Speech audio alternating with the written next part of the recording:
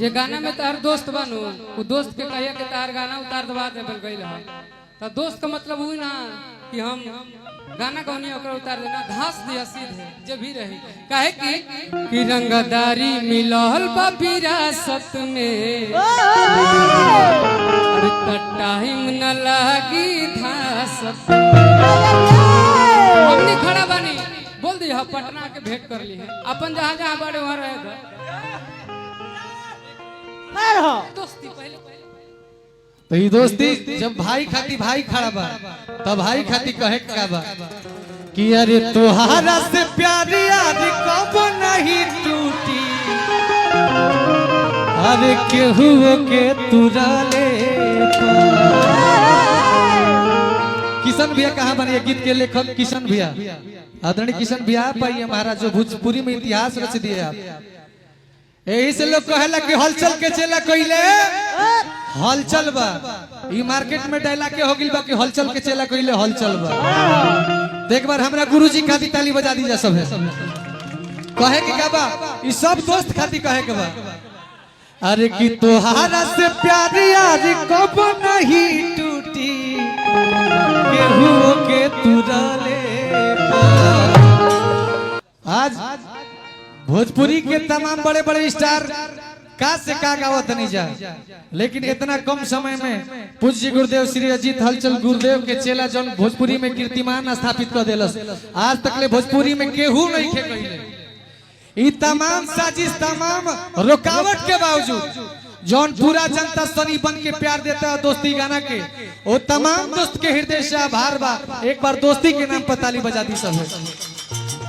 आ रउआ जौन बाधा बनतनी भैया अगर अपना के भोजपुरी में सबसे स्मार्ट और सबसे तेज बुझतनी तो हम पागल ना है समय पे सब जवाब दियाई आ रउआ का है सब जानता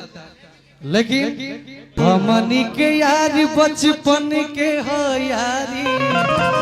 कि यारी टूटी अब कि हमनी के यार बचपन के हो यारी यारी टूटी अब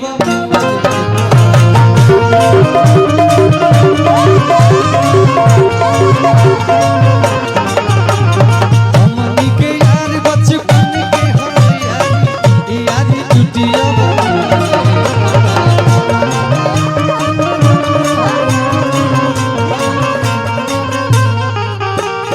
तुम्हारा से प्यार यारी कब नहीं टूटी केहू के तुरा ले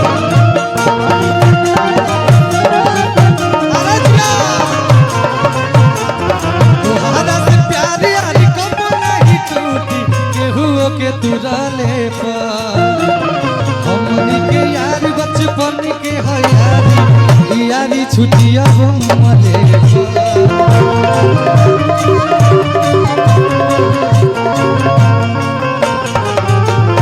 हमनी के यार बचपन के हो यारी यारी टूटिया मले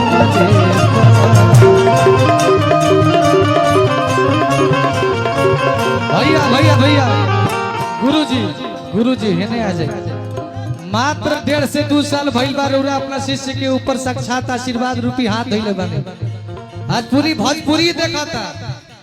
सनी और अजीत हलचल गुरुजी के जन शिष्य और गुरु के रिश्ता बा 2 साल के बाद तमाम लोग गुरु और शिष्य मनावे के परंपरा चालू कर देले बा इतना समय के बाद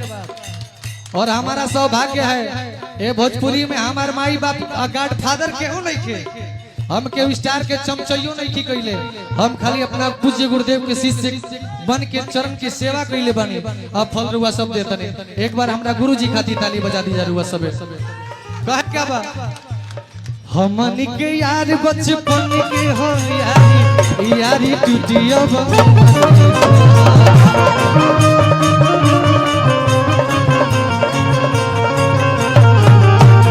हमनी के यार बचपन के हो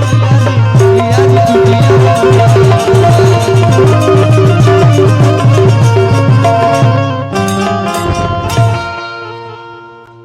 सबके बहुत बहुत धन्यवाद इतना तमाम साजिश के बाद रुआ एक एक आदमी सनी बन के जो दोस्ती गाना के प्यार दे देने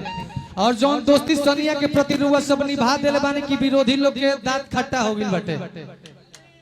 अब केहू के रोकले से ही दोस्ती रुके वाला। प्रेम से बोली दोस्त।